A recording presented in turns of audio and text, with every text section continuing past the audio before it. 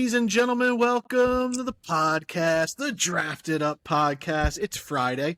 It's becoming our usual now. We're pushing off the Thursdays. Today, we got our plays of the week, and we're going to dive into week 6. Pick 'em, all that good stuff. That's Nick. I'm Theo. This is the Drafted Up Podcast. You know where to find us. Apple, Spotify, YouTube, wherever you watch or listen to your podcast, we're there.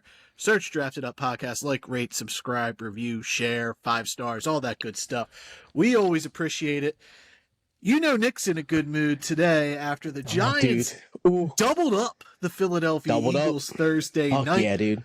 Let's go. I'm not in a good mood. I thought about doing a nice little After Dark episode Thursday, but the Phillies got eliminated from the playoffs, and I was in no mood to do a podcast. But how about them Giants?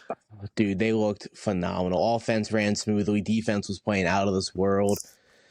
Burns coming up with 2 sacks, playing phenomenal. 6 or 7 sacks on the season now, playing out of his mind, dude. Dart looked on point. I'm so hyped. Let's go. Jackson Dart is the future. Scatterboo, bro. I could not be more hyped to be wrong. And without, Malik Neighbors, I wish so much. Like, as happy as I can be, and today was a phenomenal day. Let me tell you, I was riding high, so high today, and it was phenomenal. This is the best mood I've been in months, and if Malik Neighbors was out there, dude, it would have been perfect. It sucks he's missing this season, and he's missing this ride. Yeah. The Giants are so much fun, dude. We are a blast. It's insane what's happened. 2 guys completely changed the culture. Yeah, with Scatterboo, we were a little bit lower than consensus. I mean, I still had him in my top 100. You didn't, and you were persistent. He wasn't going to work, and I'm just dude, the NFL is going to love this guy. There's going to be players and coaches who are just going to let. That's the case in New York. Your roster adores this dude. Yeah, Brian Dable. He found his soulmate at running back and quarterback in the same draft. It was a fun ride on Thursday for you guys.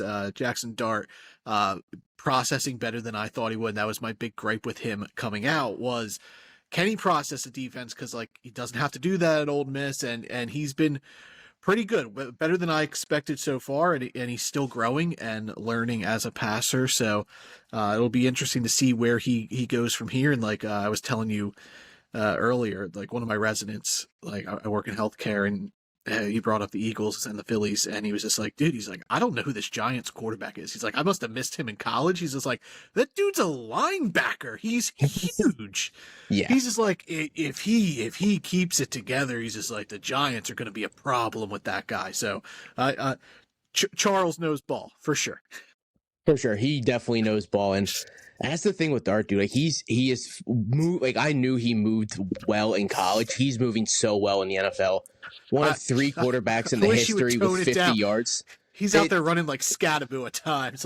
You don't need the potty dudes every time you run. Scatterboo's style is bleeding over to everyone. Even Singletary, he ran the ball for 8 yards, trucked someone over, got up, and then just started smacking his helmet and yelling. I'm everyone is eating this up, and it is awesome, dude. Yeah. Every team needs a crown eater. Dart's got to tone it down for sure. He started 3 games. He's been in the medical tent all 3 games, so I cannot afford to lose. Yeah, he's obviously young. He's his first 3 starts. He's going to go out there and do everything he can to get these dubs. And obviously, he had a rough game versus New Orleans with the 3 turnovers, and we had 5 turnovers total. If we would have played a cleaner second half in that game, Dart probably would be 3-0 at this point. It is insane what is happening.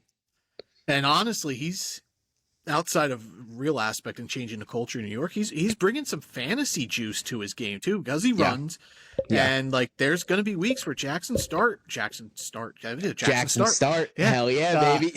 Jackson Dart's going to be a spot starter, just a good top 12 play because of the rushing upside. Yeah. He brings it. Wouldn't surprise me if we see him in upcoming plays of the week. Speaking of, let's get into these dubby plays of the week. Your boy finally got his first dub. I'm no longer winless with a tie.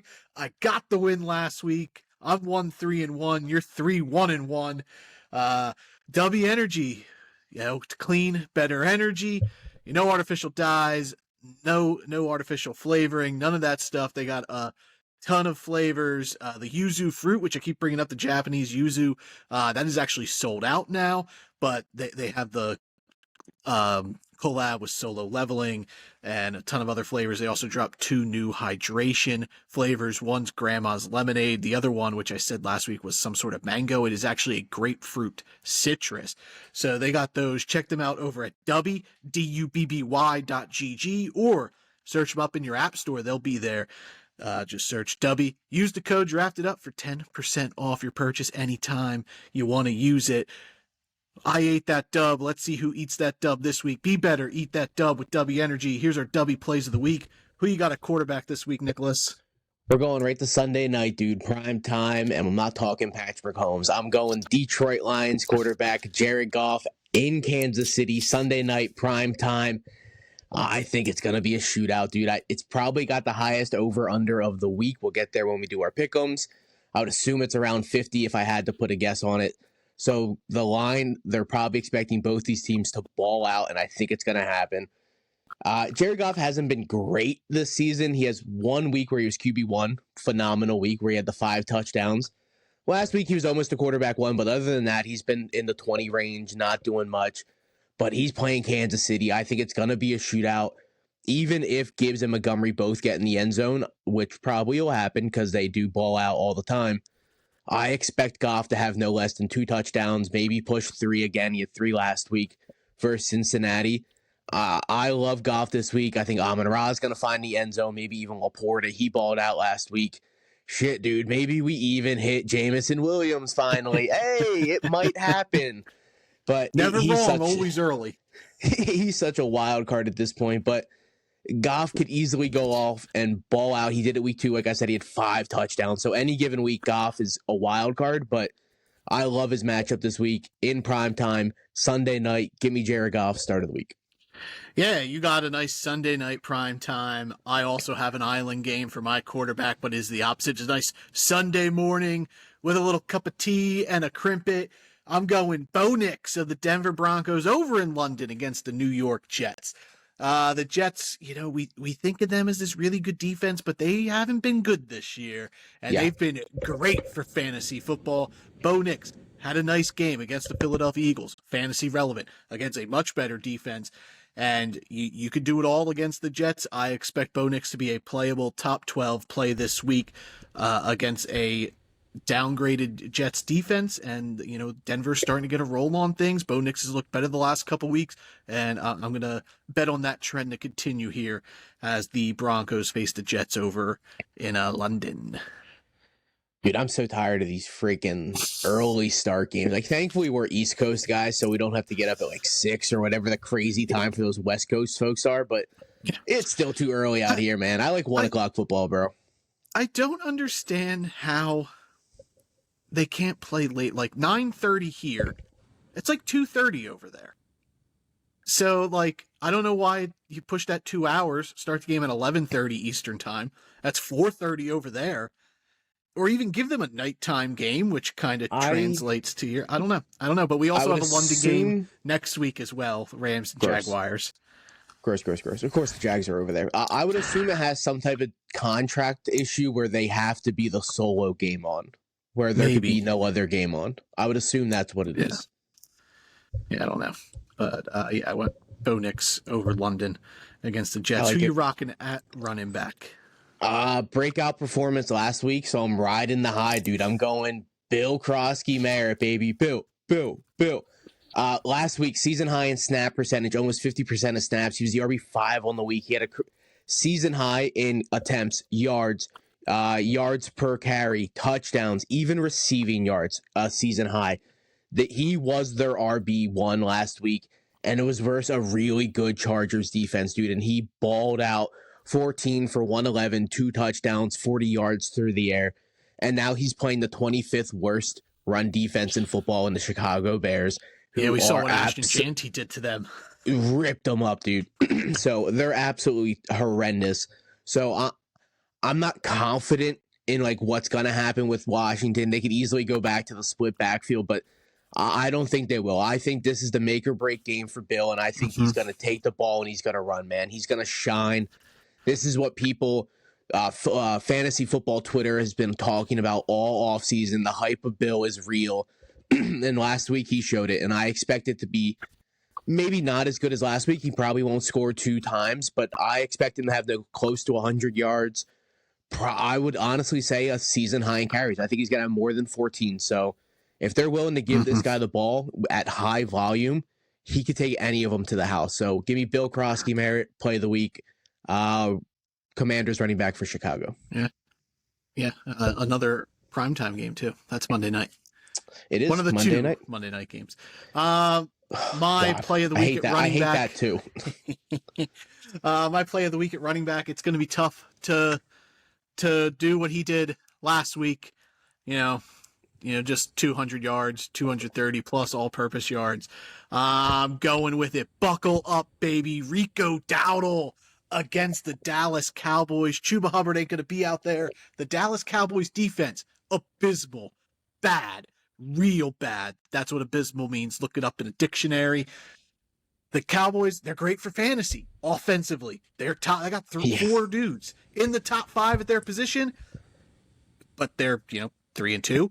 But you could score on them, and you could score a ton, and that's why the offense for the Cowboys is doing so good. So I think you could confidently plug Rico Dowdle back in there. He's juiced up for this game. Oh yeah, dude, he's hyped. I expect Rico to do it again, be another RB1. I loved Rico last year for the Cowboys, and he's got this prove like you guys could have just kept me around, and instead you got Javonte Williams, who's albeit he's been great this year, but Rico Dowdle I think would have put the Cowboys offense to another level had they kept him.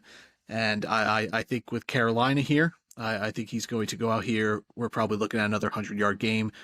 And, I would be willing to put an anytime touchdown bet on Rico Dowdle Sunday versus the Cowboys as he carries the Panthers. The Panthers, like, as bad as they've been, they produce fantasy running backs. Chuba Hubbard has been great for them, no matter how bad they are offensively.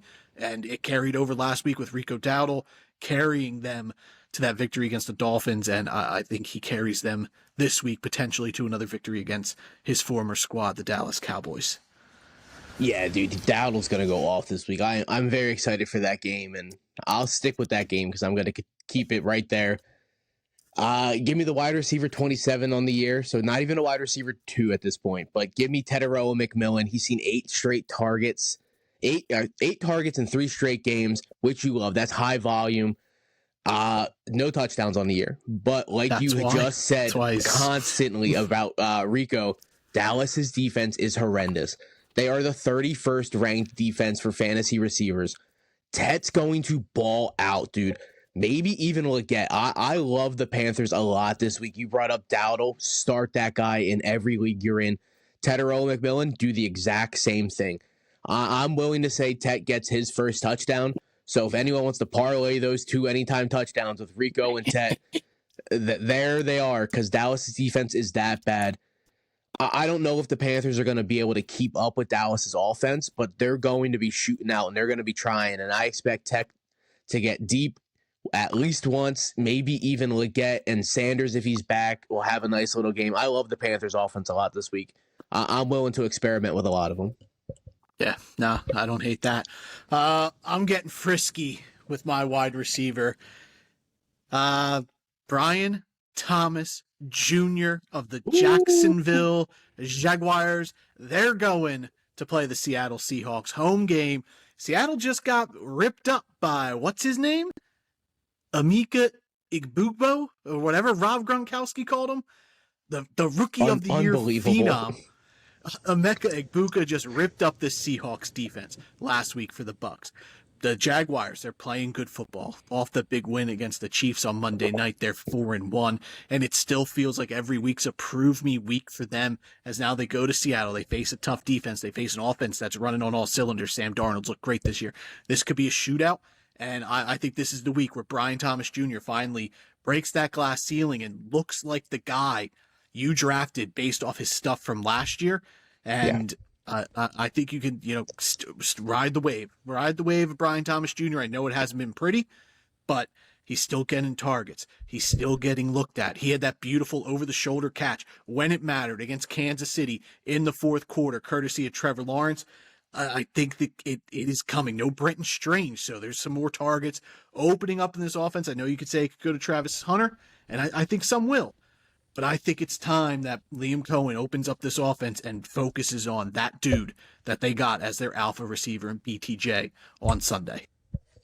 I hope so, dude. I'm not obviously the biggest BTJ fan for anyone who's been with the pod for a long time, but at this point, it's crazy what's happening down there. Like, force feed him the ball if you have to. I get this man the ball. I get your 4-1, but BTJ is your alpha receiver. He's your number one option, especially with Brendan Strange down now. That's a ton of targets over the last couple of weeks wide open now. Give more to BTJ. I'm right there with you. Yeah, he's like wide receiver 45 right now in full PPR, and Parker Washington's bad. Wide receiver 47. Yeah, it's bad. All right, round it out. Tight end, close the door.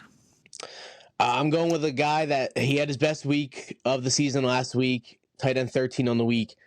It's K-Dot in Tampa Bay, tight end versus San Fran in Tampa. Chris Godwin's out. He's not going to be out there. Mike Evans is obviously out. So that literally just leaves Abuka and Sterling Shepard because McMillan isn't back yet at this point. Big Boo.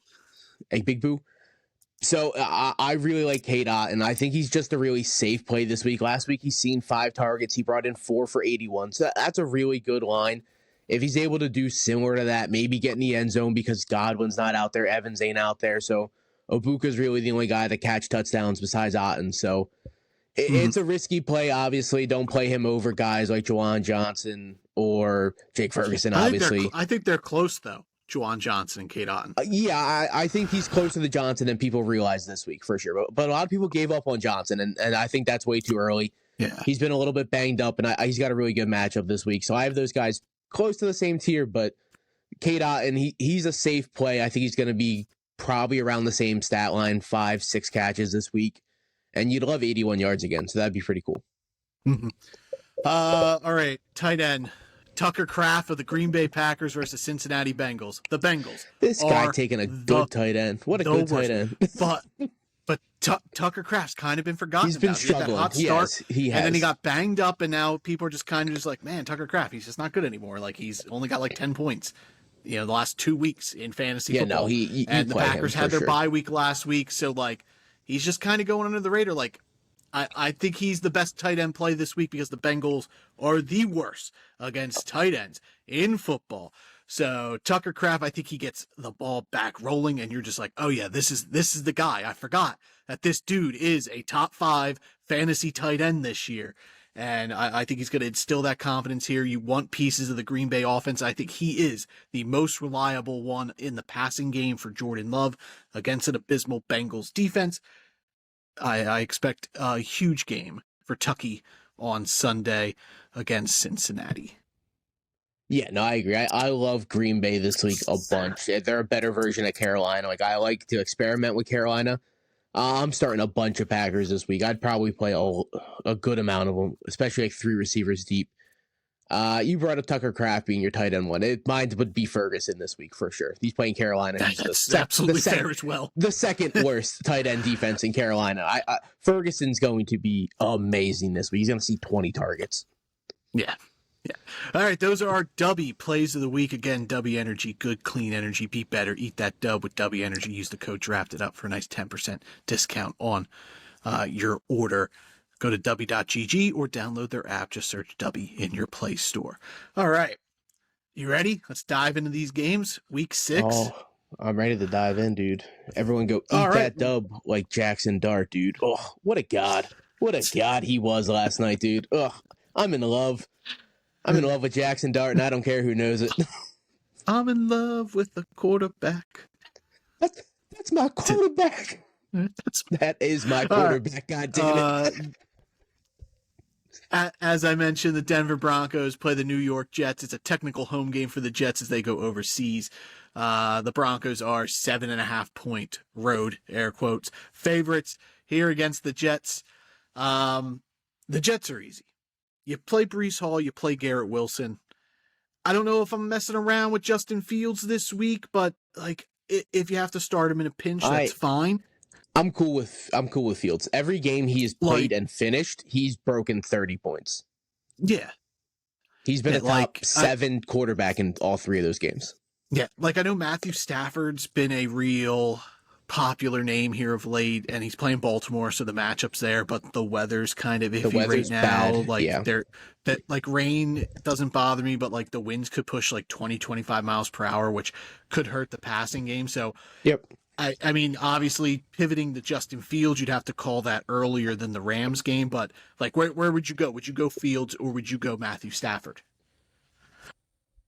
Oh, man, I have those guys really close. I love Stafford's matchup way more than Fields. Obviously, Denver's a really good defense where Stafford has the advantage there. But with the weather, dude, I would probably lean Justin Fields, to be honest. Yep. Same game. Would you go Bo Nix over Justin Fields, or are you gonna go with the Justin Fields rushing upside? No, you're going with Bo. I would go Fields upside. Okay. You would go Fields over Bo. Oh yeah, I would go Fields over Bo. Okay. Not me, obviously. Only other player on the Jets, really, Mason Taylor. You playing him this week, or is this still like you should have already picked him up, had him on your bench? Like for sure, he's on teams at this point. I would play Cade Otton over him at least this week, not rest of season, just because of Tampa's going to get healthy and their weapons are going to get there. Whereas the Jets, he's going to probably consistently be the number 2 option there, and potentially even just the number 2 option in general, because there's talks they might move on from Breece Hall before the deadline. So if that happens, the rushing attack not going to be there. Braylon Allen's going to miss a lot of time. So trading Breece Hall doesn't make a ton of sense to me, but if they do, like Mason Taylor rest of the season, that gets him a big boost as well. I disagree. I think it makes a lot of sense for the Jets because they can get something for him because they're not going to re-sign him. And then it also gives a team... Trades are weird in the NFL. They might only get like a 6. It would probably be like a 5-7 swap, and that's fine. You're still getting... They're literally going to get nothing for him in 5 months. He's going to walk out that door. So at that point, a team can come in, trade absolutely dirt for him, and re-sign him, and then you're guaranteed to have Breece Hall and not even have to worry about him hitting the market next season and hope you get him in free agents. So it makes a lot of sense for the Jets to get at least something and a team to guarantee Breece Hall. So it makes sense in my eyes for him to get dealt. This week, though, is big for Mason Taylor. If he is at least decent, there's a good chance he's one of our tight end start of the weeks in the next 2 weeks. He has Carolina and Cincinnati coming up after Denver. No, both of those teams are just lock him in. One of us will lose him next week. Exactly, yeah. So that's what I'm saying. But this game's big. Like, even if he goes out there and has 6 catches for 50 yards, exactly. I'm cool with that because this is a really good defense. And to be frank, the Jets are a really bad team. There's a reason they're 0-5. They're bad. So I'm not confidently starting Mason Taylor, but if you picked him up and he's your only tight end, you can play him. It is what it is. Yeah. Denver, also pretty easy. I like Bo Nix this week. I think he's a QB1. Cortland Sutton, I'm not overly worried about him with Sauce Gardner. I know, like, the Jets, fantasy-wise, it's more so the number 2 receivers who get the points, but Cortland Sutton, to me, is too good to bench at this point. Like, he beat up the Eagles for 99 yards. He's a good bet to potentially score a touchdown every week, so I'm keeping Sutton in my lineup. J.K. Dobbins, you can't move on from him yet. Keep him in. He's an RB2. I think you could mess around with R.J. Harvey this week, but are you going to play R.J. Harvey? Like, are you where I am? Like, that you think he's okay. See, I think this is a week where they could just mess around with him because the Jets are so bad. Yeah, they could, but I'm not willing to take a risk on that. I don't want to play a guy that they might mess around with. You can get a guy that has a safer 4. So would you play R.J. Harvey or Trevion Henderson? God, give me Henderson. Okay. Then the other thing, neither though. Like, Denver. I don't want to play either of those guys, to be honest. give me, like, if you would give me most other out, I'd play Trey Tucker probably over both of those guys in a flex spot. There are only 2 bye weeks this week: Minnesota and Houston off this week, so not a ton of needs out there to go replace. Do you chase the second receiver in Denver, knowing the Jets give up a ton of points? So are you going to try to figure out Marvin Mims or Troy Franklin, or are you just going to push that aside and Denver's just J.K. Dobbins, Bo Nix, Cortland Sutton, and you move on. I would rather start Mims and Franklin over Harvey, I think, but I really don't want to play any of those three guys, to be honest. I think it's kind of just straightforward. Yeah, I would play Harvey if I had to take a shot on one of the three. I'd probably play Troy Franklin. I think he's the safest. Okay. He's the safest, but he has the lowest ceiling for sure. Like Mims and Franklin both have higher ceilings than Franklin. Mims and Harvey, you mean? Mims and Harvey. Mims and Harvey have a higher ceiling than Franklin, but Franklin has the safest four. Yeah. I think we both picking Denver here to win the nice morning. Yeah, for sure. Football. Did you bring up Evan Ingram having a touchdown last week? You mentioned him for the tight end spot. I honestly forgot Evan Ingram was back, so that's my bad. I was just like, okay, good. Adam Troutman's the tight end in Denver. We don't need to talk about that. But no, Evan Ingram did indeed score a touchdown against Philly. I'd rather play Mason Taylor than him. I agree. He wasn't overly productive. He was 4 for 33 and a touchdown. But the week before, he did see 7 targets, 6 targets this week. He was the tight end 12. It's a good matchup, though. Like, if for some reason you have Evan Ingram as your only tight end, it is what it is. Because, like you said, the Jets gave up points to a number 2 receiver. I think I would rather play Evan Ingram. You are correct. Yeah, I would rather play Evan Ingram over Mims and Franklin. I agree on that part. Okay. Holy boy. The Cleveland Browns travel to Pittsburgh to take on the Steelers. Steelers are 5.5-point home favorites, and over-under is set at 37.5. Ooh, yeah, we hate it. We hate that. This game's gross, but it means we can just go right through this one. Jalen Warren's going to be back. I think he's an okay play. I would still monitor his usage. Like maybe we do still see more Kenneth Gainwell after his big week against Minnesota last week. DK Metcalf in your lineup, but it's not comfortable, not confident in it. No. And that's how I've been all year with him. I think he's more of a flex guy than a wide receiver too, and I keep bringing that up. But you're not going to move on from him, and you're not messing around with the Steelers tight ends. So where do you fall with Warren and Gainwell? I would start Warren over Gainwell, but I don't love it because they're playing the Browns, dude. The Browns defense is nasty. So it's not a good matchup at all, but you could play Warren because he's shifty. He can catch a couple passes, maybe get 40 yards through the air and save his fantasy day. But don't expect a lot through the ground. It's not going to happen. And most likely not going to happen. Quinshon Judkins is in your lineup. He's been great. I think that's it. You could play Njoku or Fannin. You could take a shot on one of them. Yeah, sure, but it's a wild card. You would have to drawing it's a strings out of a bucket. Yeah, for sure. But like I would hold them in the same boat. Like I would play both of them over Evan Ingram just because I think there's more touchdown upside. Plus, none of the Browns don't have a Cortland Sutton to take away passing. But I agree. I think it's minimal. Like you're banking on a touchdown for one of those guys to be relevant. Like I would play be really productive. I would play K-Dot. If K-Dot's probably out there on your waiver, I would play him over Fannin or Njoku this week. What about Mason Taylor? Yes. I agree. Yes. I would play Mason Taylor. That one's close. But I would say like Njoku, Fannin, Ingram, Mason Taylor kind of clumped together, but I would lean the upside and just targets for Mason Taylor because he's going to get his. He's going to have as many targets as Njoku and Fanning do together because he's the only guy in that room seeing targets in the tight end room. So if Njoku or Fanning was the only tight end on this team, I would play them over Mason Taylor. But unfortunately, these guys are just out here freaking killing each other's fantasy value. Yeah. This game could easily just be like 7-6. Yeah, this game's going to be absolutely disgusting. It's going to be a snooze fest defense heavy game for sure. Yeah, who wins? I want to pick Cleveland, but I don't think I Dylan also Gabriel. want to pick Cleveland because I don't think the Steelers. Yeah, but I think Tomlin gets it done versus Dylan Gabriel. He's such a good coach. I agree. I think if it was at home, I would lean Cleveland, but I am going to Especially take the coming off Steelers the here. bye. Tomlin's had an extra week to prepare for this game, so like he's really sitting on it. And Cleveland's coming from Ireland or London. I don't know where they played Minnesota at, so they were overseas last week.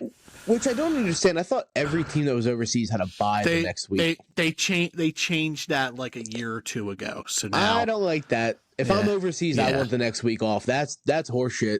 That's a lot of travel to be playing football this week. Yeah, and thankfully Pittsburgh is nearby to Cleveland, but they should make you have a home game. That's what it should be. If you're going to play the next week after a London or an Ireland game, your game should be at home. No travel. You travel back when you're just at home. Man, I see what you're saying, but no, I don't think you should be playing at all. I really believe that these guys should have off this week. That's like insane to me.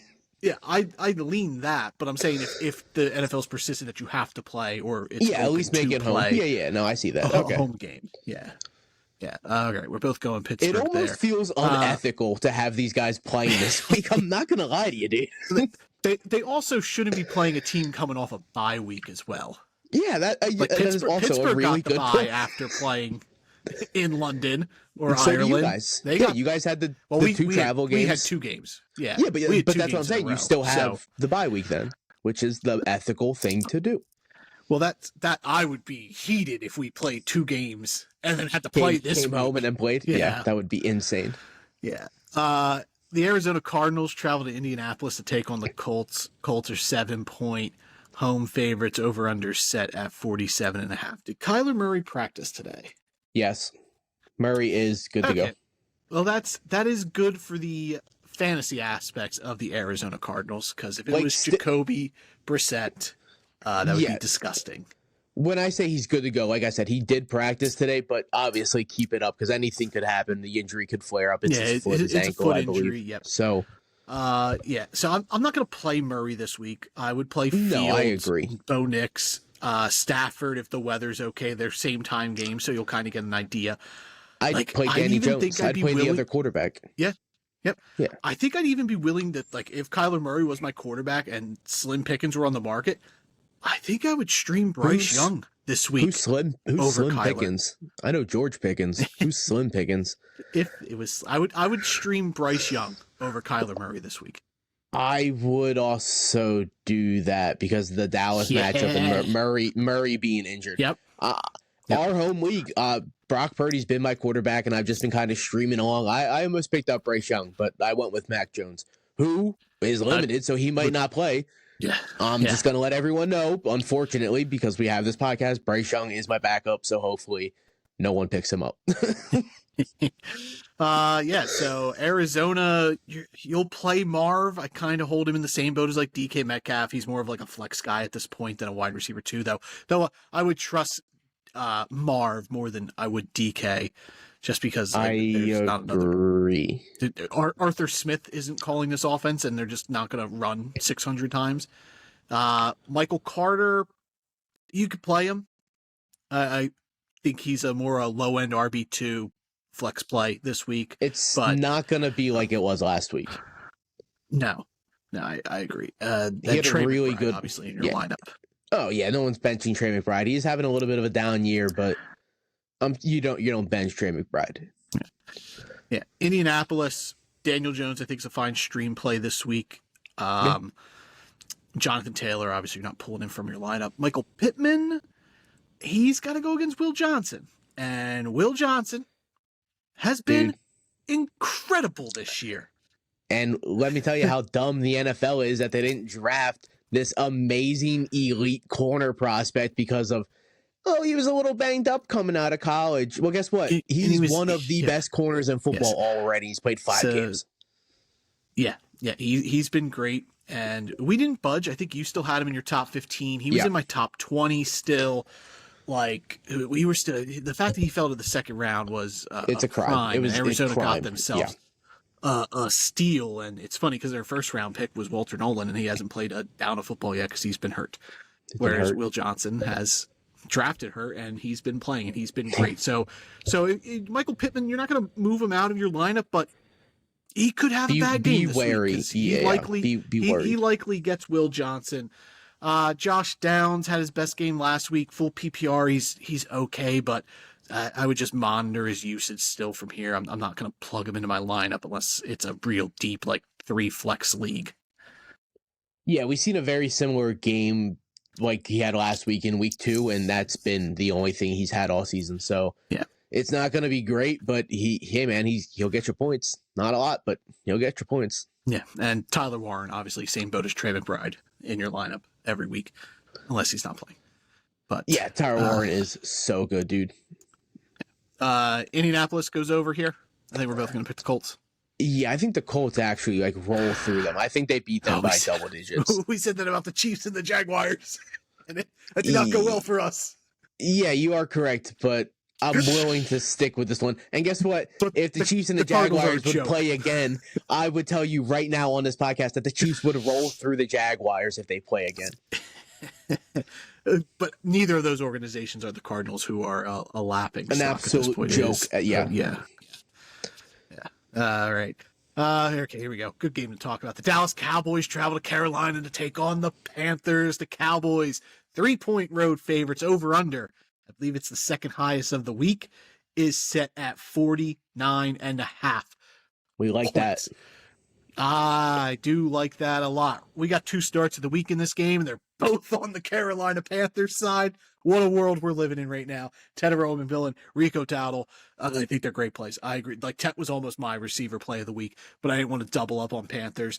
So, yeah, with Chuba Hubbard is already declared out. Rico Dowdle's the guy this week. So lock him in. I like locking in Teteroa McMillan as well. I think he's good for a potential touchdown, first one of the year, which is what's really held him back. Like you said, he's wide receiver 27 in full PPR. If he scores touchdowns, I think rest of season he's probably a top 20 guy for sure. I agree. I think he could push wide receiver 1. I don't think he will be a wide receiver 1, but like 15 through 20, I think he's good rest of season. Yep, that is the exact range I would have him in going forward.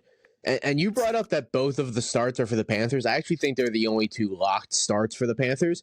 Yeah. And I honestly look at the guys on Dallas side as too good for plays of the weeks. I think Ferguson's too good. I think Williams is too good. I think Dak is too good. And I think George Pickens, whose wide receiver is like 5 this year. Yep. I think those guys are considered too good at this point for our starts of the week. Yeah.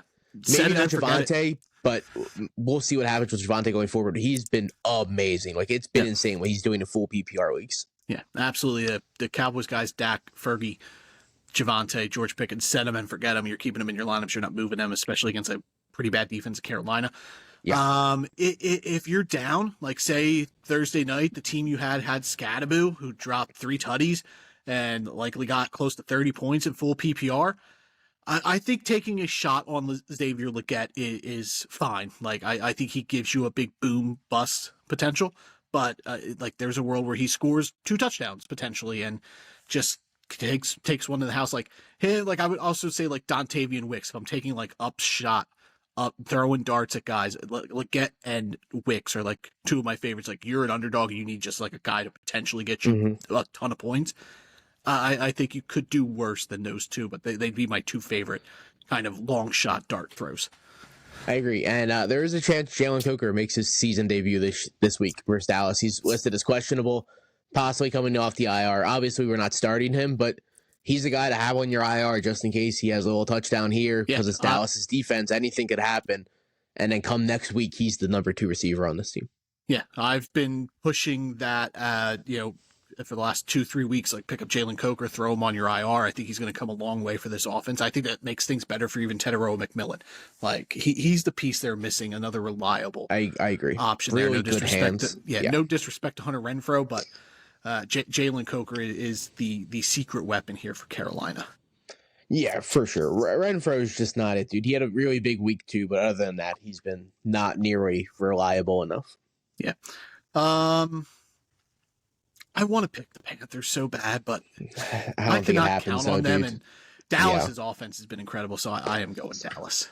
I think that's what it comes down to. I don't think Carolina, being the Panthers, can keep up with Dallas. Both have terrible defenses.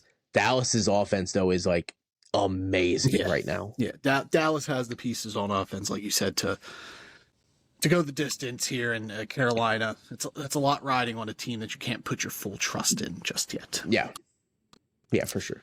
Here we go. The LA Rams, they travel to Baltimore to take on the Ravens. The Rams.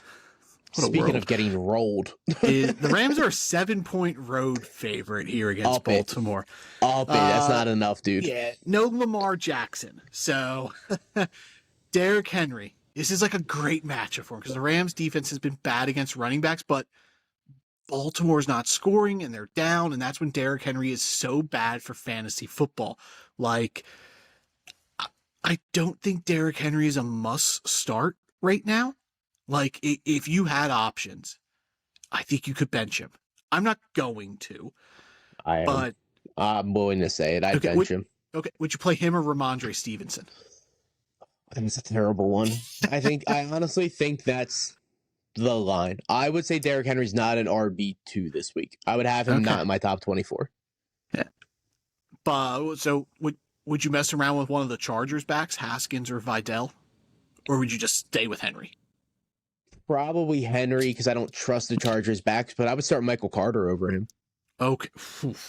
I get it. I do. I don't think I'm there just because like I could see them just like giving DeMarcado opportunities just as like, hey, we're not going to punish this guy. We're actually going to like try to boost his confidence and use him more in the passing game. I see what you're saying, but I still think Carter would be the lead back. I don't think he's going to lose that. So if anything, he doesn't have 5 catches. He has 2 maybe.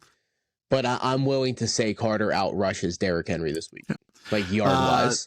Maybe Henry gets into a touchdown to save his day. But that's what you're going to need. Just like if Baltimore first drive can just get Derrick Henry going and have like 45, 50 yards and a touchdown. Yeah, you're saved. Yeah. I think Justice Hill could be in play if you're really desperate at running back, because if Baltimore is going to be down, it's going to be Justice Hill out there just catching disgusting passes from Cooper Rush. Zay Flowers has a shoulder injury. I don't know if I'm playing him. I don't want to. Like I don't think I'm comfortable playing any single Baltimore Raven. I think if I had to play one, it would be Zay Flowers. Okay, I would go Henry if I had to play one. Fair enough. But yeah, I agree. I think all Ravens this week are sittable because of Lamar not playing and Cooper Rush being a quarterback. It's just not it. First, a good pass defense in the Rams. The Rams have a really good defense. I get they're not great at stopping the run, but if the Ravens are down, which they've been all season, Derrick Henry's game plan is completely different. Yeah, you need a strong first drive from the Ravens to make you feel comfortable with Derrick Henry out there. But the Rams, they're the opposite. Matt Stafford's a good play if the weather holds up. You put him in your lineup. He's been great. But I still think he's a good play. He's not a great play anymore. Like before the weather got real bad, he was a great play this week. He was going to be my starter. He was a top 5 play. Yeah. But you're not moving on from Puka Nacua. You're not moving on from Devontae Adams. You're not moving on from Kyron Williams. All 3 of those dudes in your lineup, set them and forget them. How great's Puka been, though? Puka's been easily the best receiver in football, like in fantasy and real life this year. It's insane what he's doing, dude. Yeah, he has been absolutely wonderful. It's that Matt Stafford boost. Yeah, I know we were worried about the Stafford injury and that kind of hurt Puka in our rankings, but he has been shining out there. I think we're both going LA here as well. Yeah, I would go the Rams. And to keep talking about Puka, right now I'm willing to say he's going to be wide receiver 1 in fantasy come next season. Okay. I don't hate it. I think he's going to nearly triple crown this year. He's going to have a very similar year that Cooper Kupp did a couple years back. Now, what if? Are you saying for just this year, or are you saying next year you draft him as wide receiver 1? No, I think Puka gets drafted as wide receiver 1 next year. Okay. What if Matt Stafford retires though? I don't think he is. I think he's got one more year on his contract. I think he plays out next year, and then after next year, it'll be a different conversation. But if Stafford is Puka's quarterback next year, I think he's easily wide receiver 1. And then Chase, Jefferson follow with CeeDee Lamb at 4. Yeah. I would also throw JSN in there. Yeah, he'd probably be 5, maybe Ibuka 6, 7, around that territory. Yeah. He's got a crazy jump. 6, 7? We're old. I don't know what it means. Looks like I'm juggling. I think it means mid, which is not a Emeka Ibuka at all. Yeah, no. Big boo. A big boo. The other LA team, the Chargers, travel to Miami. Hold on. Real quick. What's his face for the Rams? Tyler Higbee, I believe, isn't playing, or he might be playing, but if he's not, Terrence Ferguson is to watch. He was a little bit involved last week, which you love to see, so he's just a rookie. I love coming out of college. A few, like an hour or two ago, Tyler Higbee cleared for Sunday to face the Rams. Let's move on. Yeah. But I'd still keep an eye on Ferguson. He had a touchdown last week, and it's eventually going to shift towards the highly drafted kid. Yeah, for sure. He's a second-round pick. They traded up to get him. He was an amazing athlete coming out of Oregon. Yeah, I loved him. I think I had him over Arroyo. I mean, we were close to with both of them. You had him a little bit higher than I did, but big fans. Chargers, Dolphins. Chargers 4.5 point road favorites. Over under set at 43.5. I don't love this game. Like, Justin Herbert worries me without a reliable run game. He's just been okay the last few weeks. Offensive line, dude, it's killing Quentin me. Johnston now has got a hamstring issue, so like that makes me worried about him. He's questionable still. Like, I don't see any practice report for today. Last report was he was limited on Thursday. Ladd McConkey was saved by a touchdown last week.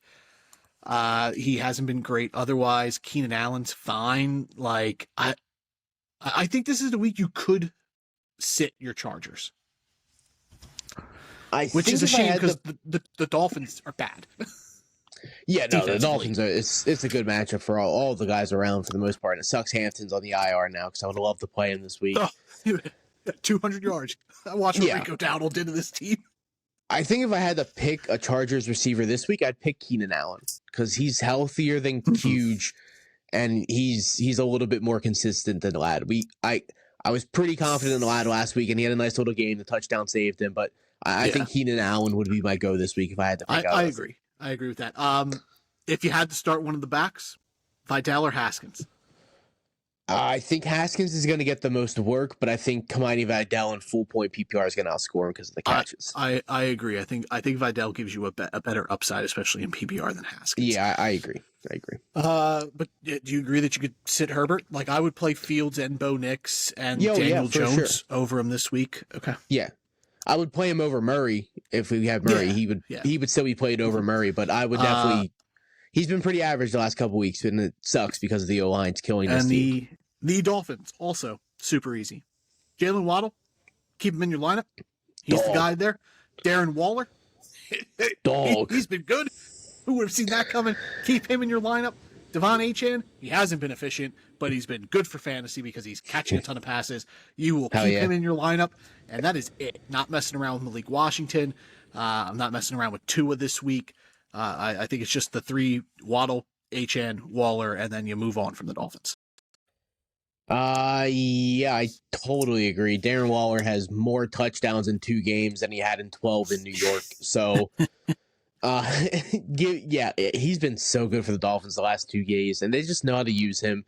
It definitely falls back on coaching and scheming. We had this guy out here blocking in New York, and he can't block. He's not that kind of receiving tight end. It's very similar to how they were using Jonnu Smith last year. Just cross routes over the middle, short stuff. He's taking them. He's fast. He looks athletic. He looks like Darren Waller did in Las Vegas. He looks like his old self, which is good to see. You love it. Yeah, you love it. His head wasn't in the game in New York. We kind of talked about it off pod, but he's in it now. He's got his offensive coordinator calling the shots. He's highly involved in the offense passing wise. Him, Waddle, Achane are all really good starts. Man, I would play Tua over Kyler Murray if Herbert? We're using this as a baseline. No, Tua. Yeah. Over Herbert. Over Kyler Murray. Yes. I agree. I would play him over Herbert. I would play him over Herbert too. Yeah, Tua's been like decently good for fantasy.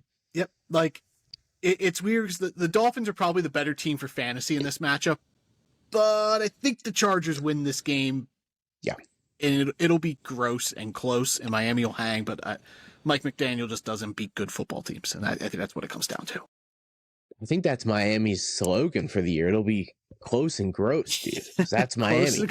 Close is gross. Unless you're playing the Colts and you get molly-whopped week 1. Yeah, no, give me the Chargers. Like you said, I think it's gonna be like 24-21. Yeah. Real close. Nothing fancy. All right. Before we continue on, let's shout out our other affiliate over at Finley Hats.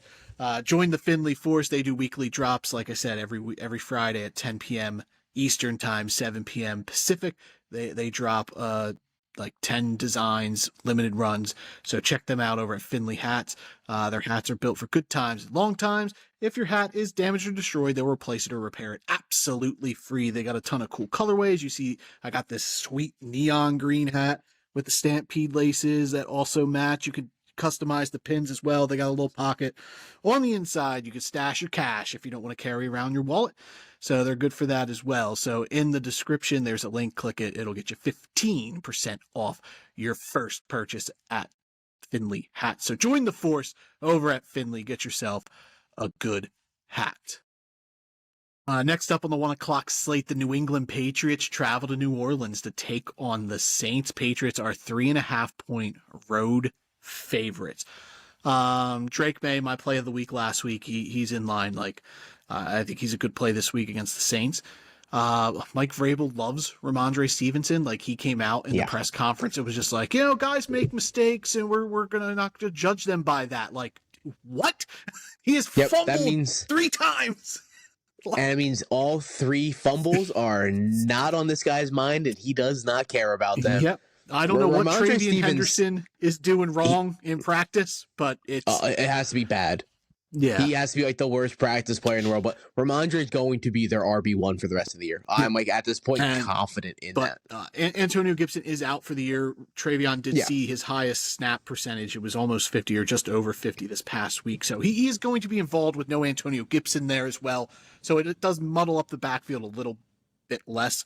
Whereas they had all 3 guys involved now. It's just Ramondre, just Travion. So I think Travion Henderson is a fine dart throw this week if you need a upside play at running back. I would hold him and Tony Pollard. They're complete opposites. Pollard is just a good floor safe guy. You can play him. Whereas Travion Henderson, you're shooting for a big play. I would maybe lean Henderson depending on my matchup. If I was projected to lose, I would lean Henderson. But if I just need a good floor guy, I'm keeping Tony Pollard locked in that spot. And Steph Diggs, he's been really good the last couple of weeks. You keep riding that wave. Not messing around with Hunter Henry. I think it is really just Drake May. You could play Ramondre, you could play Travion, and then Steph Diggs. Diggs and May are the only ones I'm clamoring to keep in my lineup. Diggs and May are the only locks. Hunter Henry's tight end 6 on the year. If you have to play that guy, he's fine because there's not many receiving options for Drake really May. It's boring to play. It's not fancy or anything, but if you need a guy that's going to get you 8 to 12 PPR points, he's probably pretty close to one of those guys. The running backs are rough though. Ramondre's the safest, but Henderson obviously has the big playability, but I would probably play Ramondre if I had to pick between them. Yeah, I think it would depend on what I need. Like I said, with the Pollard scenario. Fair enough. If I needed 20 points, I'm going to play Henderson. I don't think Ramondre can get that. But if I need 10, I think 10. If I just need a guaranteed 10 points, Ramondre's in my lineup. Yeah, I think Ramondre, hey man, week 2 he hit 21. But I do think his window is 10 to 15. I think that's the gap, and it's pretty close to that every single week going forward. Yeah. New Orleans, you could put in the PPR merchant, the catch merchant. Chris Olave hasn't been overly effective or efficient, I should say. But he is catching a ton of passes in an offense that is, running a ton of plays. It is a fast-moving offense. Chris Olave is a fine play. I know he's probably matched up against Christian Gonzalez, which I don't love, but he's been banged up, and I don't even know if for sure Gonzalez is going to be out there this week. He's listed as questionable. So if Gonzalez isn't out there, Olave's an even better lock. I'm still rolling with Juwan Johnson. I think he's a fine play at tight end. I agree. Really, the Saints, Alvin Kamara. He left the game. He was banged up last week. It was the first week he was under 70% of snaps. He only got 50. Kendre Miller, every time he's got the ball, has looked so good this year. Kamara worries me. I don't know how serious the injury is. So, if if you're the Kamara owner, I think you should be rostering Kendre Miller, but I also think Kendre Miller should just be rostered in general in your lineup. Alvin Kamara is questionable, so I would watch it. Like if Alvin Kamara is not out there, Kendre Miller is a must start. I totally agree, and I actually think it could be one of those scenarios where we're not going to play Kamara because we got to trade onto the table, kind of like we've seen with Tank Bigsby week 1. He was barely out there. That's worked great for Philadelphia. But then 2 days later, he got traded because the Jags didn't want to risk injuring him, so they didn't even have him out there week 1. I think there's a legit chance Kamara gets dealt in the next 2 weeks. But at that point, Kendrick Miller becomes an absolute steal if anyone has already grabbed him off waivers or the week it happens, they snag him. But go out and get him if he's still on waivers. Get ahead of the game if it does happen. Yeah. Rashid Shaheed, you messing around with him? He's been involved. It just hasn't been I am. great per se, but I think he's a fine, put him in your double flex. If you're running 2 flex, I think he's a good second flex option. I would just play him, man. He's done double digits 3 of the 5 weeks. Shaheed. Okay. Like I said, he's gone double digits 3 of the 5 weeks. In the 2 weeks he didn't, he was 9.6 and 9.8. So he's essentially gone double digits. PPR. Full point. Yeah, we always do full point PPR, but and he's got high upside too. Like he can take an 80-yard touchdown. He did versus Giants. I'm cool with Shaheed. I actually picked him up in one of our leagues because it's a dumb roster formation. You can only have 4 receivers. You can't. It's insane. I hate the league. The roster formation is dog shit. So I have to play Shaheed because I can't drop a little tangent. Mike Evans and all these guys. I am frustrated at times. Like I hate commissioning leagues because it can be just so annoying. Just it's more just the offseason, trying to get everyone's schedules aligned to do a draft and make everybody happy with little complaints here and there, just trying to satisfy the league. And then it kind of calms down once the league's in season. I don't have to do as much. But I was just like, I don't want to commissioner another league, but I hate being in leagues where I'm not the commissioner or I'm I don't know the commissioner enough to chat him up to try to get things to change, because I'm also in this league. This is a friends family league and they do not budge on this roster limit. I'd understand roster limits if it was 5, but no, I can only have 4 receivers or 4 running backs or 2 quarterbacks. So you have to have 2 tight ends. At this point in that league, I was carrying 2 defenses because I didn't want to carry a second quarterback. And there's no IR spots on a team that has only 5 bench spots and roster limits. Dude, this league is horrendous. If the bench was bigger, I'd understand. My money league, the bench is 10 people. So IR not needed, which I love it because I have George Kittle and 4 other guys who are hurt. Everyone's hurt this year, dude. How are we playing fantasy without an IR spot? And it also grinds my gear. It's on ESPN, dude. I hate ESPN. I cannot stand it. But small bench leagues. And there's the thing, converse with your commissioners if there's things that bother you. It doesn't hurt to bring it to the table, and other people might just not want to talk about it. And they're I don't want confrontation. But no, you got a good point. Let's talk about that at the draft. Try to, discuss maybe changes. That's always communicate. That's a good league. If you can communicate with your commissioner and they're open to things. I try to be as open as possible as a commissioner. And I know Nick in the group give me a hard time because our home league, I have notifications turned off on the messenger just because I don't need my phone going off 57 times in a row. But I always check the group. If I need to get a hold of the commissioner at 4 a.m., he better be available, dude. That's your job. All right? It's not a job. I don't get paid. I do not get paid. Okay. It is your volunteer job to do this. Moving on. Anyone else in this game? New England, New Orleans. I don't think so. We real quick talked on Juwan Johnson. He has been down the last 2 weeks. In full point PPR, he's been tight end 28 and 35. He's still out there, though. So I think he's just been out there as a decoy. It's going to be Chris Olave weeks, and there's going to be weeks where it's going to be Juwan Johnson weeks. Yeah, I expect him to be more involved like he was. Would you play him or Hunter Henry this week? Give me Johnson. I like Johnson a lot this week. I agree. I think New England wins this game. They're off the big win against the Bills. I think they take care of business against the Saints. I agree. I do Saints agree. play tough, though, for a bad football team. I have to say that. Kellen Moore, kudos to him. This is not a great situation to be in. He's got this team playing good, tough football. They're always hanging around and hovering. So, Yeah, Give there's him a a shout out. there's a good chance that first year coaches end up getting fired because they just completely dropped the ball. Kellen Moore is completely safe. He has turned this terrible team. They play hard. They play good football. They play fast football. I'm excited for the Saints next year if they can get a quarterback in there. Yeah. All right, final 1:00 game. Seattle Seahawks travel to Jacksonville to take on the Jaguars. The Seahawks are 1.5 point road favorites. Over under set at 47.5. I love this game. I was all in on the Seahawks Bucks last week, and now I'm just like, yeah, give me the Seahawks and the Jags. Like, these were two teams in the offseason I was in on. Brian Thomas Jr., my start of the week. I think it's coming. I think the big week is coming. I think it's going to be this week against the Seahawks. Like, Buka just ripped him up. I know they have a good defense, but you can pass on this defense. Travis Etienne, he's been good.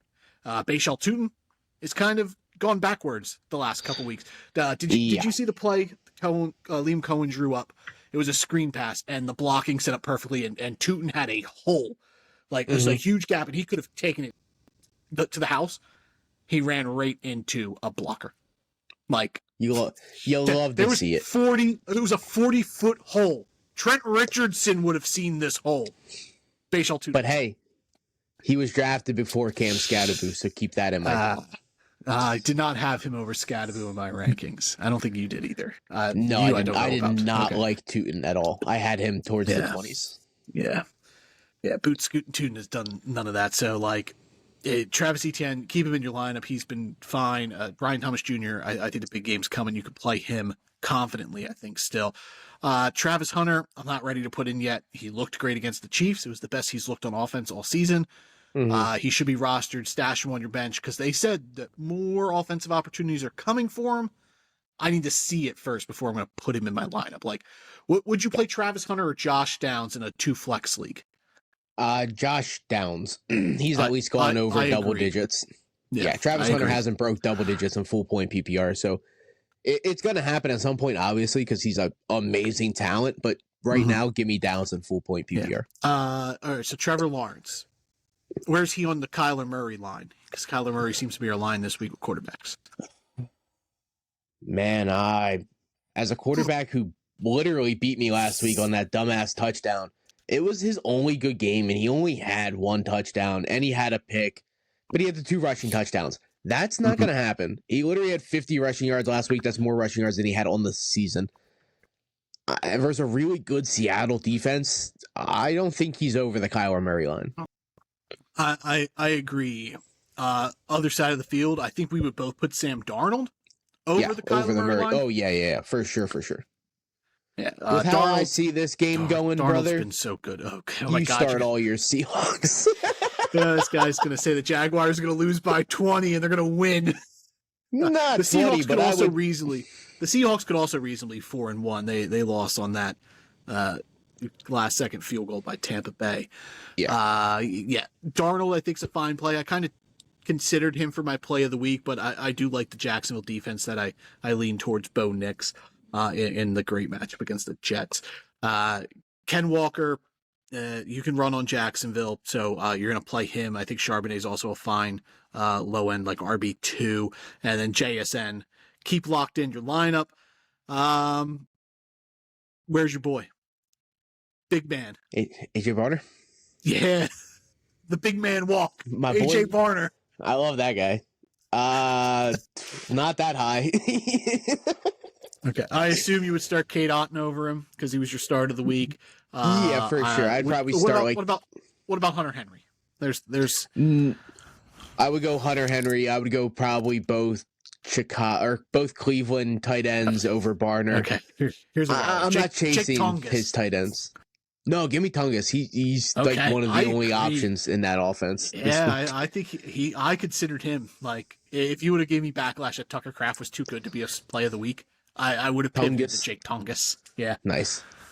If AJ Barner seen more targets throughout the year, I would be cool with it. But last week, that's his only game he's seen more than 4 targets. Yeah, and he's seen 7 last week. The other games have been touchdown dependent, and last week he happened to get 7 grabs with 2 touchdowns.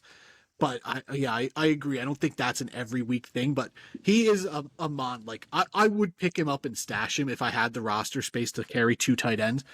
and just see if he is involved like he was last week, this week. Then I think going forward, you have a low end tight end one.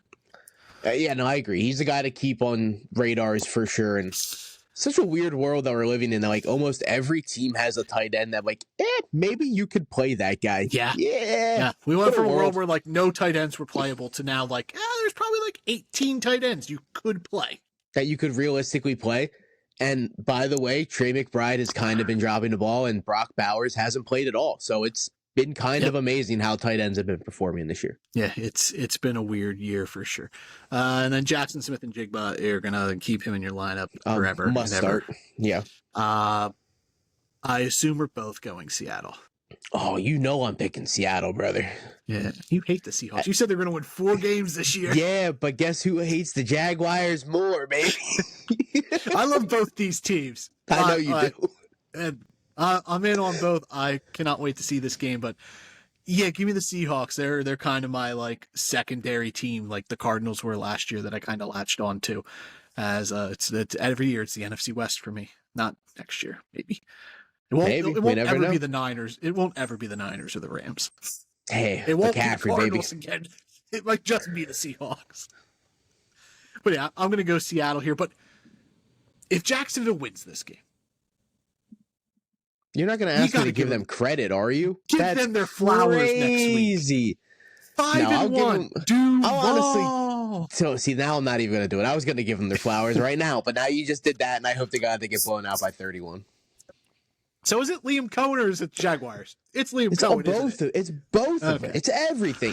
Cohen's a bad vibe. He's one of the worst vibes in the NFL. But you Trevor love Lawrence Nick Sirianni.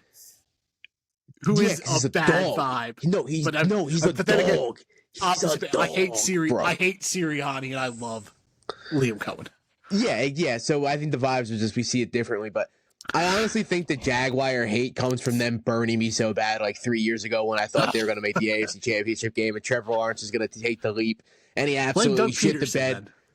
No, I think it was Urban Meyer, to be honest. I think it was his first year. I don't know what year it was, but it was... No, it was Doug Peterson's second year. Second year, was it? It was a horrendous year for the Jags, but I don't know. I just don't like any of the... I didn't like BTJ coming out of college. I don't like Trevor Lawrence. I hate Liam Cohen. I like Devin Lloyd. I like their linebacker. I like he's that guy. Probably not going to be there next year. They didn't pick up his 5th-year option, and he's come to play in New York. Come to play in New York, brother. Yeah. Okay. Both go in Seattle here against the Jaguars. Okay. We spent so much time on that game that we could just run through this one. The Tennessee Titans travel to Las Vegas to take on the Raiders. If you want to watch bad quarterbacks play football, this is the game for you. The Raiders are 4.5-point home favorites, over-under set at 41.5. Like, these are the two worst quarterbacks that have played every game this year, for sure. Yes, like, it's not even 100%. Close. Love Cam Ward. Love Geno Smith. They've been bad. Terrible. I'll admit that Cam Ward has been bad, and that's coming from me, and he's one of my personal favorite players in the NFL. And Geno Smith looks like New York Jets Geno Smith. He looks like he cannot read a defense. He can't process. I don't know what happened. Because it's not like he's still doing it. He just can't read a defense anymore. The line. I don't know if it's because the line's been so bad and Bowers not being out there, limiting the weapons, and like I don't know. Like I think Ashton Janty is a great play this week. You're not going to move on from him. Like I considered making him a start of the week, but I feel he's above that, even though his play has just been okay. But he's like running back 13 on the year.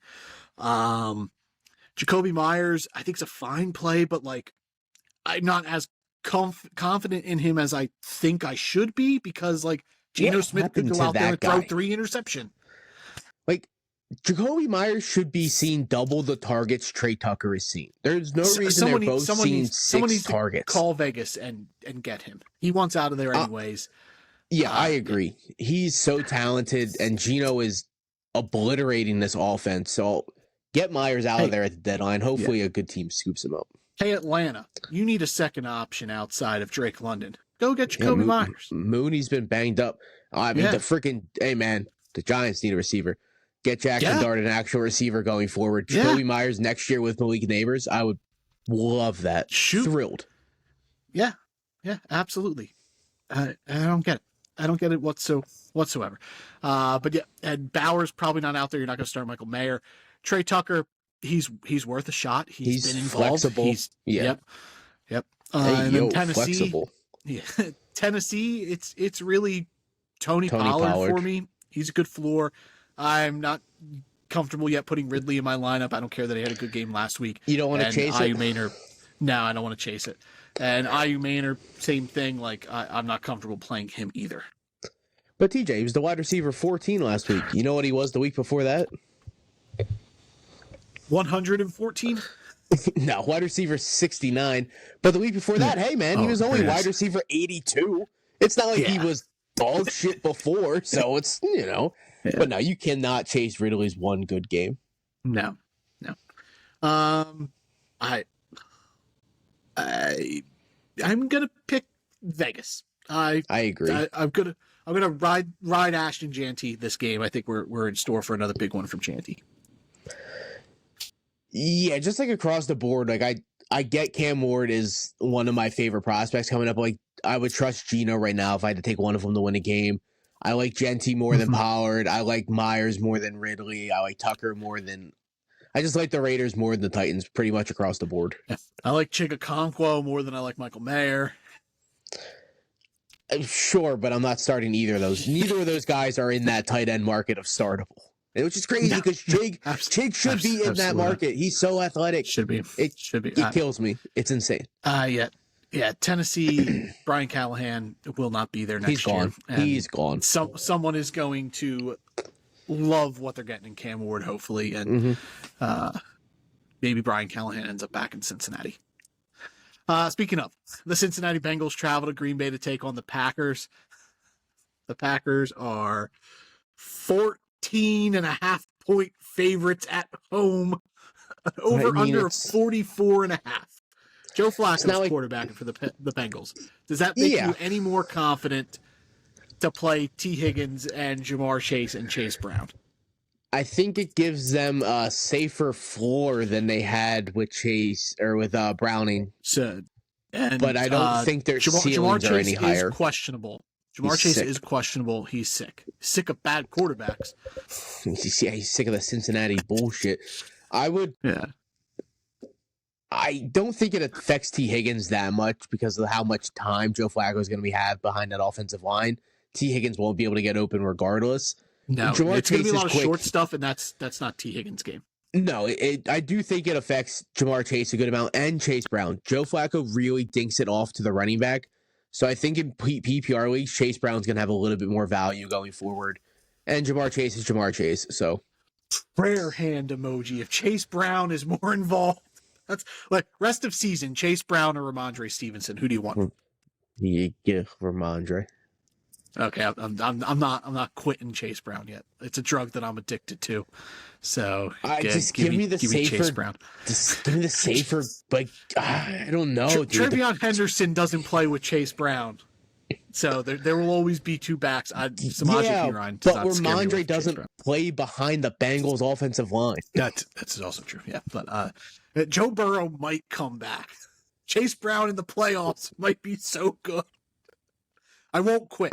I won't quit. I need to go to Chase Brown Anonymous and talk about my problems here. But I think you could play Chase Brown. I think in PPR he could get 8 catches because Joe Flacco is going to have to dump the ball off, especially if Jamar Chase doesn't play.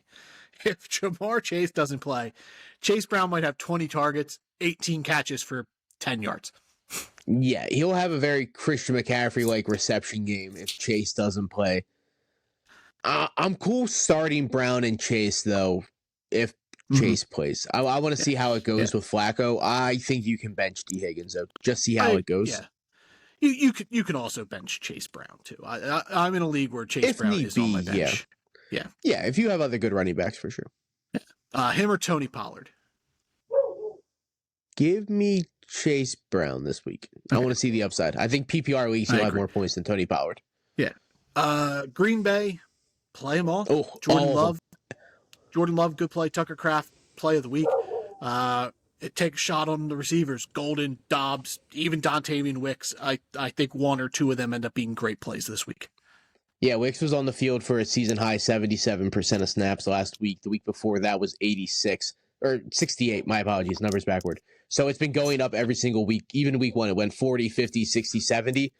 And then the bye week, he's fully healthy at this point. Wicks will be out there a whole bunch.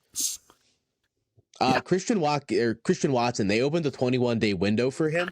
So he'll be back in the next 3 weeks. People should stash him if they have room. Stash him. I agree. Josh Jacobs as well, also in the lineup. We can even bring him up. Amazing. He's so good. Packers win this game, though I kind of would love to see Joe Flacco win and make history and be the first guy to beat a team twice on two different teams. But the Packers, I don't think this game is going to be close. I think that 14.5-point line is a good line. Packers beat the Bengals rather easily. Yeah, I think it's going to be pretty close to covering that spread as well. I don't think it's going to be close. Bengals might eat in garbage time like they did against the Lions. Always. Yeah, for sure. Yeah. San Francisco, the 49ers travel to Tampa Bay to take on the Buccaneers. Bucks are 3.5-point home favorites. Over-under set at 47.5.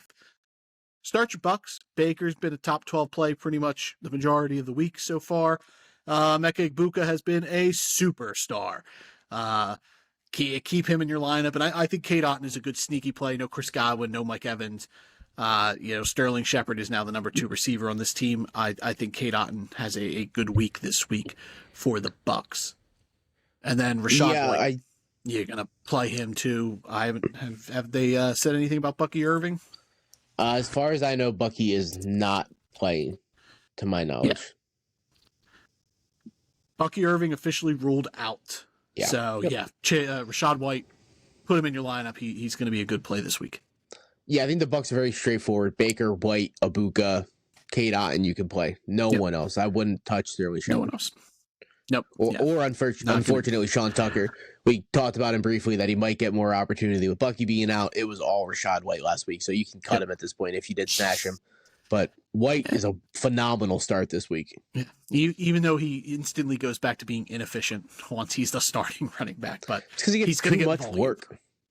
When you give this guy 20 carries, he just breaks down. He's not built to take 20 carries. He's not that kind of back. The 49ers, the Bucs are great against the run. Vita Vea just eats up space. But the Bucs are like the worst team defensively against pass catching running backs. So not that there was doubt with Christian McCaffrey. You're going to keep him in your lineup, but I would expect a ton of pass work from him, especially because we don't know who the Niners quarterback's going to be. Like Mac Jones has been limited. Brock Purdy, we still don't know if he's going to be out there. No, Purdy's been ruled out. They ruled him out? Okay. Yeah, Purdy and Ricky Pearsall both have been ruled out, but Mac Jones has been limited. So he's playing banged up. So be worried if you're playing Mac Jones like I am. So yeah, I don't think an Adrian Martinez, UFL legend, is the backup there. So if he gets in there, he's just going to be hyper targeting Christian McCaffrey. Juwan Jennings is questionable. He's probably going to be out there. You could pass on Tampa. I think I would lean Kendrick Bourne, though, if I had to play a Niners receiver. And I also think Jake Tungus is right there with like Cade Otton and those guys, Mason Taylor, as a guy you could play this week. Yeah, I'm not really in on Jennings, even if he plays. It's like an ankle thing and whatnot, so I don't think he's going to be overly productive. Mac Jones has this connection with Bourne. I'm really in on Bourne, even if Jennings plays, but if Jennings doesn't play, Bourne is a must start. Yeah. I like Kendrick Bourne against Tampa. Who wins here? Anyone else to talk about before we pick it? I don't think so. No, both teams are pretty self-explanatory. I wish both teams are healthy, dude. This game would be amazing if both teams are 100. I feel we have said that for like 3 straight weeks with Tampa Bay games. Like, man, I wish like everybody was healthy. But now they're also playing a team that is equally banged up as them. Like half this team's offenses are not going to be on the field on Sunday. Yeah. Give me Tampa Bay though. They got Baker. I'm also picking the Bucks. Yep. Sunday Night Football, the Detroit Lions travel to Kansas City to take on the Chiefs. Chiefs are 2.5-point home favorites. An over-under at 52.5. Yeah, That's what baby. you love. Sunday night. This game's going to be fun. Usually, I tend to skip the Sunday night games. I go to the movies, but I will probably Jared stay Goff. home and watch this one. Jared Goff, your play of the week at quarterback. I like it. I dig it. Jahmyr Gibbs, obviously in your lineup. Amon-Ra in your lineup. Sam Laporta, you're probably keeping him in your lineup because of where you drafted him. And I also think he's a fine play this week. Really, the two question marks: David Montgomery, Jameson Williams. How do you feel about them? Montgomery, I'm cool with. He had a really good week last week for Cincinnati. Killed him 18 for 65 and a tutty. And then the week before that, he played Cleveland, which we talked about. It was going to be a bad game, and then two good games before that. Every time this guy plays a bad run defense, which Kansas City is, they're not good at run defense. He has a good week, so I expect nothing less from David Montgomery this week. Yeah, I agree on Montgomery. Jameson Williams is a different story. Yeah, it's tough to keep him in because he has been non-involved this year, which is a shame. Yeah. But like I would play Kendrick Bourne over Jameson Williams with or without Juwan Jennings out there. I think I'm leaning Kendrick Bourne on that one. I would play Bourne over Williams for sure. Last year he finished as wide receiver 19, dude. He is wide receiver 50 this year. I do not understand what has happened. I had him like wide receiver 15. I was very bullish on Jameson Williams. Would you play him or Tyquan Thornton? They are literally the same wide receiver this year. They are the exact same play. Give me Thornton because Worthy's probably not going to play. Yep, there's less question marks there's more question marks at receiver, like in terms of like availability and who's out there. Whereas like Amon-Ra, Sam Laporta, like all these guys are out there. Jahmyr Gibbs, who eat pass catching work, it kind of hurts Jameson. I think you can bench Jameson Williams this week. I'm not like. I think it's due that you could just put him on your bench. It's tough to put him in your lineup. He's killing you. He's kind of like a best ball player going forward. He's no better than all of these other deep shot guys. Like Trey Tucker blows him out of the water this year in points per game. Yeah, they're literally the same kind of receiver too. Like it's insane what has happened to Jameson Williams this year. Tough slot. Yeah, like I don't know if he did something again that Dan Campbell's bad side, or they're still giving him the targets. They're just not connecting, and it's just not working out at all. Yeah, Kansas City. Mahomes is a fine play. If Worthy's not out there, even if he is, I think you could play Tyquan Thornton and Travis Kelce, who hasn't been great, but again, where you drafted him probably, like, would you play Travis Kelce or Juwan Johnson this week? Kelce had a decent week last week, 7 for 61 and a touchdown. Give me Kelce in this shootout, but those guys are really close, and I like both of them a lot this week. I would lean Johnson if I had to play one of them. I get it, but if like Worthy's not going to be out there, who the hell is Mahomes passing the ball to in this shootout? Yeah, like you can only hit Tyquan Thornton so many times deep down the field. It's going to be a Juju game or a Hollywood game, and it's going to be gross. Guys who have zero fantasy value whatsoever. Yeah. But Pacheco, no thank you. No. Kareem Hunt, not resist defense. I was going to say he's the best play of the two running backs, but I don't want to play him against the Lions. Keep an eye on Brashard Smith. And I know he went down in snaps, but I think there's going to be a shift eventually where he's going to be out there more and more, just because I think he is the most explosive back there, but obviously you're not playing him either. Yeah, I wouldn't play any of those guys. I would rank them Hunt, Pacheco, Smith. But going forward, I'd probably rank them Hunt, Smith, Pacheco, to be honest. Yeah. Pacheco, to me, is just almost out the door. He's useless at this point. You can't start him. It wouldn't surprise me if they would trade for Alvin Kamara if they package Pacheco in the deal, just because he's an expiring contract. They could get... Who'd you say? Kamara. If they trade for Kamara, packaging Pacheco in that deal... I would have liked that. I would honestly rather Breece Hall, though. Go get Breece Hall. Go get a young running back who would flourish in this offense. You have to pay more for Breece Hall. Yeah, I don't think the Chiefs would lock in long-term to Breece Hall. That's why I think they would get a rental like Kamara. Yeah, no, I get it. Kamara would also fit that safety blanket for receiver. Yeah. His catches per game would skyrocket in Kansas City. Would hate Pacheco taking time from Kendre Miller, though, in this scenario. Kendra Miller is probably better than Pacheco. Yeah. Like this season, for sure. Yeah. Detroit. I'm picking the Lions. Ooh. You're picking Detroit? Yeah, give me Detroit. I agree. Okay. All right, Monday Night Football, we got two games. First one, the Buffalo Bills travel to Atlanta to take on the Falcons. Bills 4.5-point road favorites, over under at 49.5. Obviously, you're starting Josh Allen. Obviously, you're starting James Cook. You're playing either of the Bills receivers, Khalil Shakir, Keon Coleman, Josh Palmer. Khalil Shakir in full point PPR is fine. He's gone double digits 4 or 5 weeks, but he's nothing special. He's a good wide receiver 3. Yeah, flex kind of option. Yeah, I'm at the point where I'd lean Shakir over Coleman. I hated that. I think you can move on from Keon Coleman. It just hasn't been he was saved last week by a touchdown, but he only had 2 catches for 10 yards. Yeah, he had 4 for 20. He finished with 10 points with a touchdown. So that's not what you love to see at all. I would also play Shakir over Coleman. Yeah. Kincaid's also a fine play. He's getting work. That is the pass catcher you want in Buffalo. He's been limited the last 2 or 3 days in practice, so you have to watch that. But I would play Kincaid over either of those options. Yeah. Being Shakir, Coleman, and Kincaid. Yep, absolutely. Atlanta, they're pretty straightforward too. It's Drake London and Bijan are your locks, and Kyle Pitts if you're real desperate. But I would play Mason Taylor and Evan Ingram and all those guys right now over Kyle Pitts.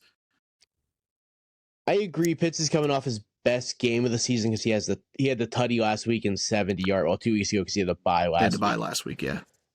But Buffalo is a rough matchup, dude. They're one of the best defenses at stopping tight ends. So I agree to Taylor over Kyle Pitts. I would start Juwan Johnson over Kyle Pitts. Hunter Henry probably over Kyle Pitts. Pretty much all the tight ends we brought up. I would go over. I would play Jake Tongas and Kate Otten over Pitts this week. Anyone else on Atlanta or Buffalo? I don't think so. These are two straightforward teams. This game is really straightforward for sure. I really wish Darnell Mooney, who hasn't been banged up all season, dude. Atlanta needs a number 2 receiver just to get Penix more options, dude. He doesn't have enough. Myers. Yeah, that's a guy that would flourish in this offense with Drake London, Bijan, Kyle Pitts.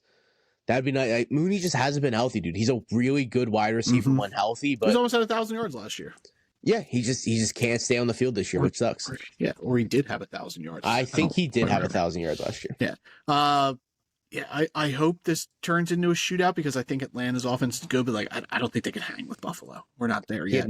He had 992 last season, so he was 8 yards short of 1,000. Rough. No, but Atlanta cannot hang with Buffalo. Buffalo's really one of the best teams in football. Atlanta's just been wildly inconsistent all season. And they're playing with that chip after that poor performance against the Patriots on Sunday night. Yeah, for sure. They're gonna have a bad taste in their mouth for sure. But Buffalo takes this one easily. Chicago, the Bears travel to Washington to take on the Commanders. The Big Howdies are 4.5-point home favorites against the Bears, over under also 49.5 points. Jaden Daniels, lock him in. Bill Croskey-Merritt, I think, is a great play this week as well. Terry McLaurin didn't practice today, so I would count on him not being out there. And even if he does play, it's on Monday night. I wouldn't even be putting him in my lineup. No, you already know that McLaurin is pretty much not playing, so people that have him, you have to be well aware of what's going on. And obviously there's 2 Monday night games, so there are pivot guys, but just go in now without McLaurin. Coleman? Yeah. That's what I'm saying. Yeah. To go in now with a pivot because he's not going to play. Yeah. This is the game they played last year, right? This is the Hail Mary game? The Hail Mary game, yep. This is the revenge game for Chicago. Yeah. I'm excited. This is gonna be a good game. Yeah. Thank God Jaden Daniels is back. Yeah. Debo Samuel's gonna be in your lineup. Where do you go with Zach Ertz? He had no catches. And we were like, Zach Ertz or Jaden Daniels much better. This is the first time since 2014 that Zach Ertz hasn't had at least 1 catch in a football game. I'm still in. I think that was a complete fluke. Jaden Daniels loves Zach Ertz. He's going to target him throughout this game, I believe. No Terry McLaurin. It can't just be Debo, dude. I think it's going to be Zach Ertz. With these other names we brought up, Jake Tungus, Kate Otten, Evan Ingram, Mason Taylor, Kyle Pitts, like I would play all those guys over Zach Ertz right now because at least I've seen them do something recently where the last 3 weeks with Zach Ertz haven't been great. I would probably play most of those guys over him, but I would still be cool playing Zach Ertz if you have to. Chicago, Roma Dunze, I think he's the only like lock on this team that you're set it and forget it in your lineup. I think you can play DJ Moore. I think he's a good flex play. Same with DeAndre Swift. I think he's in the flex category as well. But like I would play Tony Pollard over Swift and Chase Brown over DeAndre Swift. I don't think I would. He's gone double digits 3 of the 4 games he's played, and he's coming off the bye. He's got 2 touchdowns in 4 games. I like that upside more than Chase Brown for sure. I can't trust the Bengals offensive line. That's fair. Yeah, I just worry that DeAndre Swift becomes too touchdown dependent. Like against the Raiders, he was 38. He was averaging 2 point. His last 2 games on the ground was 2.5 and 2.7 yards per carry. That worries me that he's just becoming too inefficient as a runner. That they might start cutting into his time, and you just really have to rely on him as a pass catcher. So that's like I would hold him in the same boat as Chase Brown in them. I'll just take Chase Brown just because I think Joe Flacco will dunk off a ton of passes to him, whereas I don't think Caleb Williams does that. Like if you were in this area, would you put DJ Moore or DeAndre Swift in as your flex?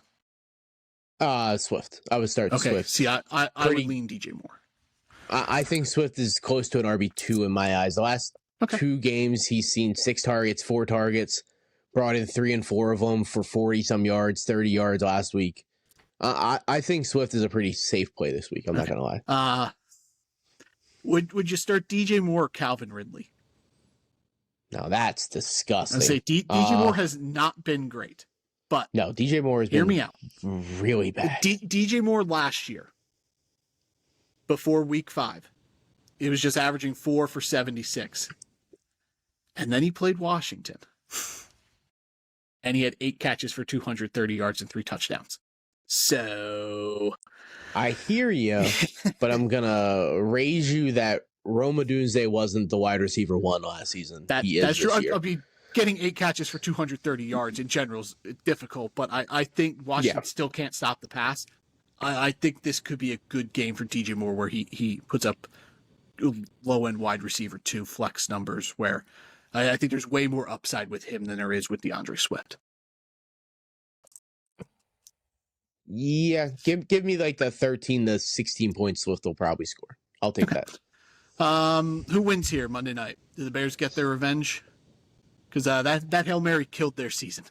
It absolutely obliterated their season. Like it derailed the Bears so bad last year. I think Washington kind of keeps rolling, dude. They had a really good win last week over the Chargers. Jaden Daniels is back another week healthier. Give me Jaden Daniels and the Commanders. Yeah. The Washington thing with DJ Moore was 2 years ago. That was 2023. That was a Thursday night game where he killed Washington. So that wasn't last year. But oh my God, Rome wasn't even on that team. Yeah, Roman Tuesday wasn't there. But DJ Moore, I think he's due for a big game, but I also think Washington takes this one. Man, you just can't quit DJ Moore. You've been hyping that DJ Moore train for 8 years at this point, man. You got to hop off. That train's about to derail at some point. Hey, if he gets out of Chicago, if he was in New York with Jackson Dart. I don't want that guy. I don't want that guy. Top 24 play. Give me Jacoby Myers. Yeah, I will not quit DJ Moore. I think he's a really good football player. All right, that'll do it. We ran through those games, week 16 slate, or week 16, oh my gosh, week 6 slate. Damn, dude, season's over. Yeah. It's a wrap. Fantasy championships next week, baby. No. Week 6, those are rundowns and whatnot, plays of the week, all that good stuff. We'll be back on Tuesday with some college talk as well as players of the week and players of the week. There are your signs when it came in handy. WEAK. All right. Anything else before we jump on out of here? Some good college games this week, though. Some of the good There are, college and games, yeah. I'm so happy that the Giants won this week, and I can go into a Sunday already relaxed. Like, it happened, we won, we beat our rival team in Vikings division. don't even play this week. I also have Hell no yeah, stress. dude. Well, What the a Phillies, good week it's gonna be, dude. Phillies killed me. Man. Yeah. Brian Dable, Baseball. Jackson Dart, All right. Cam Yeah. Scadaboo, Jackson Abdul Start. Carter. Oh, Jackson Start, baby. That's my baby. Yeah. All right. Let's go, dude. What a good Nick. Thursday it was. This is the Drafted Up Podcast. Apple, Spotify, YouTube. Like, rate, subscribe, review, 5 stars, all that good stuff. We appreciate you guys. We'll see you on Tuesday. Adios. Oh, yeah. Bye.